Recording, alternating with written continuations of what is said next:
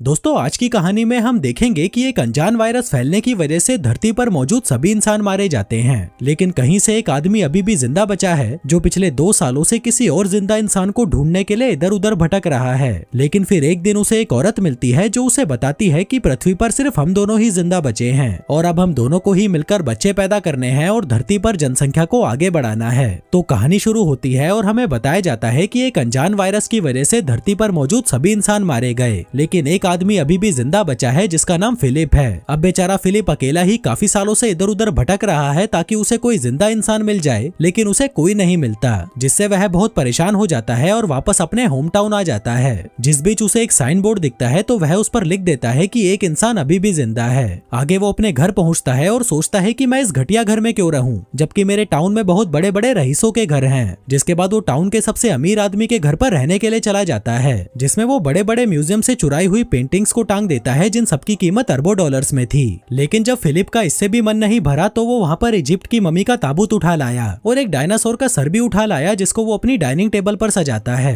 फिर रात को सोने से पहले वो ऊपर वाले से बार बार हस्त मैथुन करने के लिए माफी मांगता है जो वो पिछले 2 सालों से कर रहा था। फिर अगली सुबह वो टॉयलेट जाता है लेकिन उसमें पानी नहीं आ रहा था, तो वह अपना पिछवाड़ा धोने के लिए बहुत सारी बिस्लेरी की बोतल उठा लाता है। फिर पेट खाली करने के बाद उसे भूख लगी थी तो वह एक सुपरमार्केट में जाता है जिसके दरवाजे को खोलने की बजाय वो उसे बंदूक से उड़ा देता है। फिर अंदर आकर वो अपने लिए बहुत सारा खाना लेता है, लेकिन तभी उसकी नजर वहाँ रखी गंदी मैगजीन्स पर जाती है जिसको वह ठूस ठूस कर अपनी ट्रॉली में डालता है और वहाँ से निकल लेता है। रात को वह $10,000 की वाइन खोलता है और ऊपर वाले को शुक्रिया करता है, जिसके बाद वो 2 बार हाथ गाड़ी चलाता है और चुपचाप सोने चला जाता है। फिर अगले दिन फिलिप अपना टाइम पास करने के लिए घर के महंगे महंगे सामानों को बर्बाद कर देता है, लेकिन जब इससे भी उसका मन नहीं भरता तो वह एक महंगी मस्टैंग को एक सस्ती कार से भिड़ाकर विस्फोट कर देता है, क्योंकि वो बेचारा कब तक अपनी हाथ गाड़ी चलाकर टाइम पास करता। अब ऐसे करते करते कुछ दिन बीत जाते हैं और हम देखते हैं कि फिलिप का घर एक कबाड़ खाना बन चुका है, और वैसे भी वो इस घर को क्यों ही साफ करता, ये घर उसका थोड़ी ना था। आगे वो एक रबर के पूल को दारू से भर देता है और उसी में नहाता है, उसी को पीता है। इसी बीच अचानक उसे जोर का टॉयलेट आ जाता है, लेकिन उसके टॉयलेट में कबाड़ भरा पड़ा था, इसलिए वो अपने लिए एक नया कमोड बनाने की सोचता है। वो एक स्विमिंग पूल के फट्टे को बीच में से काट देता है और वहीं पर हगने बैठ जाता है।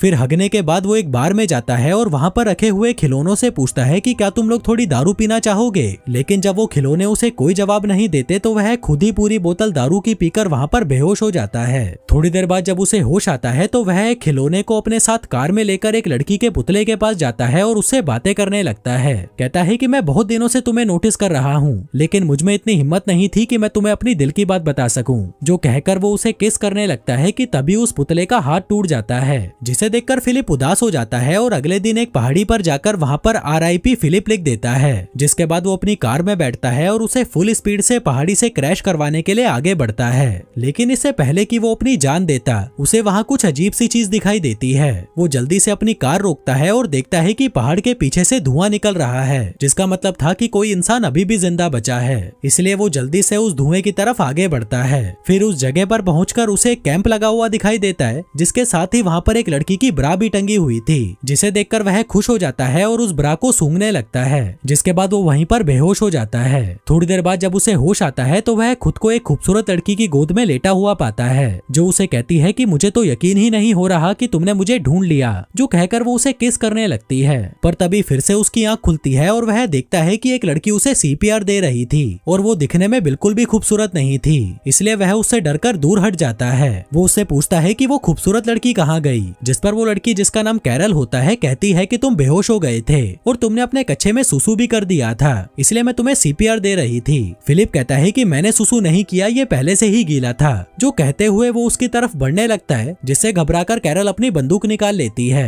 कहती है कि पहले तो मेरी ब्रा नीचे रखो और ये बताओ कि क्या तुम एक अच्छे इंसान हो। वो कहता है कि हाँ मैं अच्छा हूँ, तुम मुझ पर भरोसा कर सकती हो।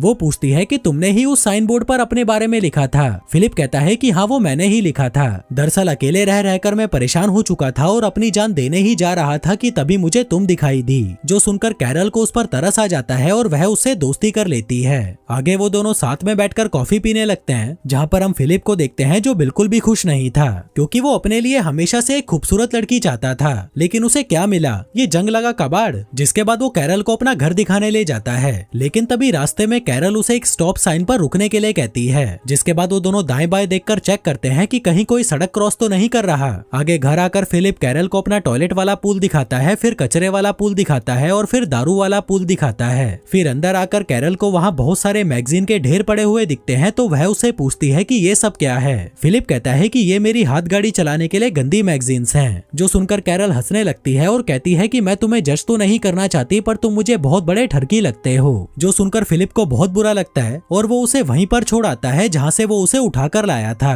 फिर अगली सुबह जब उसकी नींद खुलती है तो वह देखता है कि कैरल फिर से वहाँ पर आ गई है और उसके घर का कचरा साफ कर रही है। फिलिप कहता है कि आगे से जब तुम मेरे घर का कचरा साफ करने आओ तो मुझे बता कर आना। जो सुनकर कैरल को गुस्सा आ जाता है और वह फिर से वहाँ पर उस कचरे को फैला देती है। फिलिप उसे रोकने की कोशिश करता है तो वह कहती है कि हमें इसे साफ करने के लिए क्लीनर चाहिए, जिसको लेने के लिए वो दोनों सुपरमार्केट पहुंच जाते हैं। तभी फिलिप अपनी कार को हैंडीकैप लोगों की पार्किंग में खड़ी कर देता है, तो कैरल उसे कहती है कि ये जगह हैंडीकैप लोगों की है, तुम अपनी कार कहीं और खड़ी करो। जो सुनकर फिलिप को गुस्सा आ जाता है और वो कहता है कि कहीं तुम पागल वागल तो नहीं हो, इस दुनिया में हम दोनों के अलावा कोई और है ही नहीं, तो यहाँ पर हैंडीकैप इंसान कहाँ से आएगा। कैरल कहती है कि जो भी हो, पर तुम अपनी कार को कहीं और पार्क करो। अब फिलिप का दिमाग घूम चुका था, तो वह अपनी कार को सीधा सुपरमार्केट के अंदर घुसा देता है। फिर रात को वह अपने खिलौने दोस्तों से बात करने बार में जाता है और उन्हें बताता है कि अब मैं इस दुनिया का आखिरी इंसान नहीं रहा। मुझे लगा था कि मुझे एक खूबसूरत लड़की मिलेगी जिसके साथ मैं रोज मजे करूंगा, लेकिन मुझे क्या मिला, ये सड़ा हुआ करेला कैरल। फिर अगली सुबह जब वो बियर से कुल्ले कर रहा था, तभी वह देखता है कि कैरल अपना सामान पैक करके वहीं पर रहने आ रही है। जो देखकर वह दौड़ता हुआ उसके पास आता है और कहता है कि तुम्हें पता है ना ये दुनिया कितनी बड़ी है, तो तुम्हें रहने के लिए मेरे घर का बगल वाला घर ही मिला था। कैरल कहती है कि तुम्हें इससे क्या प्रॉब्लम है, क्या तुम्हें डर लग रहा है कि मैं तुम्हें गंदी गंदी हरकतें करते देख लूंगी। तभी फिलिप उसके सामने अपना कच्छा उतार देता है और कहता है कि ले देख ले, अब और क्या ही बचा है देखने के लिए। कैरल कहती है कि देख यार, हम दोनों को किसी मकसद के लिए चुना गया है और वो मकसद है धरती की जनसंख्या को आगे बढ़ाना। फिलिप कहता है कि देखो, मैं तुम्हारी इंसल्ट तो नहीं कर रहा, लेकिन मैं तुम्हारे साथ सुहागरात मनाने में बिल्कुल भी इंटरेस्टेड नहीं हूँ, चाहे तुम इस धरती की आखिरी औरत ही क्यों ना बची हो। जो कहकर वो वहाँ से चला जाता है और अपने टट्टी वाले पूल पर बैठकर हगने लगता है। पर तभी कैरल वहाँ पर आती है और कहती है कि क्या तुम अंदर जाकर नहीं हग सकते। वो कहता है कि नहीं, क्योंकि अंदर पानी नहीं है। कैरल कहती है कि देखो यार, हमें इंसानों की तरह जीना होगा, तभी हम आगे जाकर अपने बच्चों को एक बेहतर जिंदगी दे पाएंगे। वो कहता है कि पागल की बच्ची, तुझे समझ नहीं आता कि मैं तेरे साथ बच्चे पैदा नहीं करना चाहता। वो कहती है कि ठीक है, लेकिन मुझे खाने के लिए फ्रेश फ्रूट्स और वेजिटेबल्स चाहिए, क्या तुम्हें नहीं चाहिए वो। फिलिप कहता है कि मुझे इससे कोई फर्क नहीं पड़ता। तभी कैरल अपनी पॉकेट में से एक टमाटर निकालती है और उसे चिढ़ाते हुए खाने लगती है। वहीं उसको टमाटर खाता देख फिलिप भी 2 साल पुराने डिब्बे में पैक टमाटर खाने लगता है, लेकिन उसे वो खाने में मजे नहीं आ रहे थे, तो वह रात में चुपके से कैरल के गार्डन में घुस जाता है और उसके सारे टमाटर खा जाता है। फिर अगली सुबह कैरल उसके घर पर आती है और पूछती है कि क्या तुम्हें टमाटर खाकर मजे आए, जिस पर वो उसके मुंह पर मुंह कर जाता है और कहता है कि मुझे नहीं पता तुम क्या बोल रही हो, जिस पर कैरल उसे आतंकवादी बोलकर लंगड़ाती हुई वहाँ से जाने लगती है। फिलिप उससे पूछता है कि तुम्हारे पैर को क्या हुआ। वो कहती है कि जमीन से पानी निकालते वक्त मुझे चोट लग गई। अब उसकी ये हालत देखकर फिलिप को उस पर तरस आ जाता है, इसलिए वो उसकी पानी का जुगाड़ करने में मदद करता है, जिसमें वो एक वॉल्व से पानी के पाइप को जोड़कर पानी को कैरल के घर तक ले आता है, जिसे देखकर वह बहुत खुश होती है और उसे रात को डिनर के लिए इनवाइट करती है। फिर रात में डिनर के दौरान कैरल फिलिप को बताती है कि तुम्हारे औजार को देखकर मुझे पूरा यकीन हो चुका है कि ऊपर वाले ने हमें धरती पर जनसंख्या को आगे बढ़ाने के लिए मिलवाया है। फिलिप कहता है कि ठीक है, अगर तुम इतना ही जोर दे रही हो तो आज रात को हम कर ही लेते हैं। कैरल कहती है कि नहीं, मैं तुम्हारे साथ तब तक सुहागरात नहीं मनाऊंगी जब तक तुम मुझसे शादी नहीं कर लेते। जो सुनकर वह हंसने लगता है और कहता है कि तुम मजाक अच्छा कर लेती हो। वो कहती है कि नहीं, मैं मजाक नहीं कर रही, क्या तुम ये चाहते हो कि इस धरती पर पैदा होने वाला पहला बच्चा नाजायज हो। फिलिप कहता है कि तुम ये शादी क्यों करना चाहती हो, जबकि इस चीज का कोई मतलब नहीं है। वो कहती है लेकिन मेरे लिए मतलब है, अगर दुनिया खत्म हो गई है तो इसका मतलब ये नहीं कि हम अपने रीति रिवाज भूल जाएं। अब फिलिप को किसी भी हाल में उसके साथ इंटीमेट होना ही था, इसलिए वो उसके साथ शादी करने के लिए मान जाता है। कैरल कहती है कि पहले तो मुझे अच्छे से कहो अपने घुटनों पर बैठकर, जिस पर फिलिप अपने घुटनों पर बैठकर उसे प्रपोज करता है और कैरल उसे हाँ बोल देती है। लेकिन उसकी हाँ सुनकर फिलिप को बिल्कुल भी खुशी नहीं होती, तो वह डिनर को आधे में ही छोड़कर वहाँ से घर चला जाता है, जिसके पीछे पीछे कैरल उसके लिए खाना लेकर आती है। कहती है कि तुम्हें पता है अमेरिका का राष्ट्रपति मर चुका है, इसलिए अब हम दोनों में से ही किसी को राष्ट्रपति बनकर देश की कमान अपने हाथों में लेनी होगी। वहीं फिलिप जो उससे बहुत ज्यादा परेशान हो चुका था कहता है कि तुम ही बन जाओ राष्ट्रपति। वो कहती है कि मैं नहीं बन सकती क्योंकि मुझे लोगों के बीच भाषण देना नहीं आता, इसलिए उन दोनों की सहमति से फिलिप को राष्ट्रपति बना दिया जाता है। फिर फिर अगले दिन कैरल स्टोर से अपनी शादी के लिए कुछ सामान लेने जाती है। वहीं फिलिप अपनी बैचलर पार्टी एंजॉय कर रहा था, जिसमें वो बहुत सारे टिश्यू पेपर्स को इकट्ठा करके उसमें आग लगा देता है। जिसके बाद वो फटे पुराने कपड़े पहनकर चर्च में पहुंचता है, जहां कैरल ने चर्च को बहुत अच्छे से सजा रखा था और खुद भी वो बहुत अच्छे से तैयार होकर आई थी। फिर शादी के दौरान जब रिंग पहनाने की बारी आती है तो फिलिप शादी की रिंग लाना ही भूल जाता है। दरअसल वो ये शादी करने में बिल्कुल भी इंटरेस्टेड नहीं था, जो देखकर कैरल गुस्सा हो जाती है और शादी को बीच में ही छोड़कर वहां से चली जाती है। तभी फिलिप उसके पीछे पीछे उसके घर पहुंचता है और उसे दरवाजा खोलने के लिए कहता है, लेकिन जब वो दरवाजा नहीं खोलती तो वह उसके दरवाजे को तोड़ देता है। फिर अंदर आकर वो देखता है कि कैरल ने अपने घर को बहुत सुंदर सजा रखा था, क्योंकि वो अपनी शादी को लेकर बहुत ज्यादा एक्साइटेड थी। जिसके बाद वो कैरल को देखता है जो सड़ी हुई शक्ल लेकर एक कमरे में बैठी हुई थी। फिलिप उससे माफी मांगता है और कहता है कि मैं सच में रिंग के बारे में भूल गया था, अगर मुझे याद रहता तो मैं पक्का लेकर आता। वहीं कैरल भी उसे माफ कर देती है। जिसके बाद वो दोनों अंगूठी लेने के लिए एक ज्वेलरी शॉप में जाते हैं, जहां से वो बहुत सारी अंगूठियां उठा लेते हैं, जिनको एक एक करके फिलिप कैरल की उंगलियों में पहना देता है और उससे शादी कर लेता है। फिर रात को जब सुहागरात मनाने की बारी आती है तो कैरल उसके साथ इंटीमेट होने की बजाय रात भर उससे बातें करती रहती है। फिर अगले दिन से कैरल भी फिलिप के साथ वो सभी चीजें करती है जिसको करने में फिलिप को बहुत मजे आते थे। जिसके बाद वो कैरल को अपनी एक्स गर्लफ्रेंड से भी मिलवाता है, जिसको देखकर कैरल को उससे जलन होने लगती है तो वह उसे उठाकर बाहर फेंक देती है। फिर खूब मौज मस्ती करके जब वो दोनों घर की ओर जा रहे थे तभी चौराहे पर उनकी कार एक लिमोजिन से टकरा जाती है। फिलिप जल्दी से उतरकर उस लिमोजिन को देखने जाता है कि कहीं उसमें कोई इंसान तो नहीं है, और तभी उसमें से मेलिसा नाम की एक खूबसूरत लड़की नीचे उतरती है, जिसे देखकर फिलिप के तो होश ही उड़ जाते हैं। वहीं कैरल भी मेलिसा को देखकर बहुत खुश होती है और फिर वो तीनों उसकी कार से फिलिप के घर पर जाने लगते हैं, जहाँ रास्ते में फिलिप मेलिसा को घूरे जा रहा था और उसको पटाने के लिए उसकी छोटी छोटी बातों पर खिलखिलाकर हंस रहा था। मेलिसा बताती है कि मैं वो टाउन के बाहर लगे साइन बोर्ड को पढ़ के यहाँ पर आई थी और पिछले 2 हफ्तों से यहाँ पर कुत्ते की तरह भटक रही थी, लेकिन मुझे यहाँ पर कोई नहीं मिला। जो सुनकर फिलिप सोचने लगता है कि मुझसे कितनी बड़ी गलती हो गई, ये लड़की तो कैरल से पहले यहाँ पर आई थी, अगर ये मुझे पहले मिल जाती तो मैं इससे ही शादी करता। तभी कैरल भी मेलिसा को बता देती है कि हमने भी 1 हफ्ते पहले ही शादी की है। जो सुनकर मेलिसा चौंक जाती है और कहती है कि यार तुम तो बड़े तेज निकले। वहीं ये शादी वाली बात फिलिप को बिल्कुल भी अच्छी नहीं लगती और इससे पहले कि कैरल उन्हें कुछ और बताती वो कार की बीच वाली खिड़की को बंद कर देता है। इसके बाद वो तीनों घर पहुंचते हैं, जहां मेलिसा उसके घर में लगी हुई महंगी महंगी पेंटिंग्स को देखकर हैरान हो जाती है और कहती है कि मैं बहुत थक गई हूँ, मुझे रेस्ट की जरूरत है। फिलिप कहता है कि तुम मेरे घर पर आराम कर लो, हम बहुत सारी बातें करेंगे और साथ में मिलकर खूब मजे करेंगे। पर तभी कैरल कहती है कि अगर मैं होती तो उसके घर में बिल्कुल भी नहीं रुकती, क्योंकि फिलिप इस घर के पूल का इस्तेमाल हगने के लिए करता है। जो सुनकर मेलिसा कहती है कि ठीक है, मैं अपने लिए कोई दूसरा घर ढूंढ लूंगी। फिर जाने से पहले कैरल उसे डिनर के लिए इनवाइट करती है, जिसके लिए वो मान जाती है।